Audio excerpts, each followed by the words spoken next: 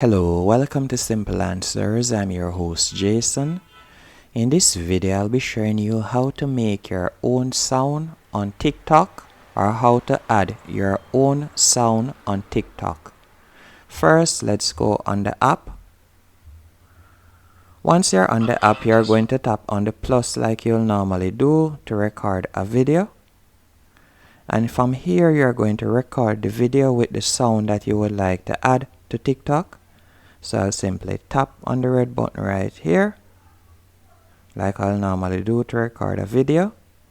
Then you're going to tap on the sticky in the bottom right hand corner. Then tap on next, and you can set the video, who can watch this video right here. You can set it at only me. Then tap on post. And after you have posted the video, you'll simply tap right where you see the lock icon, and you'll select the video that you would like to get the audio from. Then you'll tap on the spinning record in the bottom right hand corner right here, and you'll see the option use this sound, and you'll simply tap right there.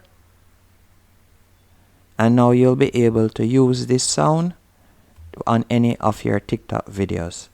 And if you like, you can simply select this sound as a favorite so it will always be saved.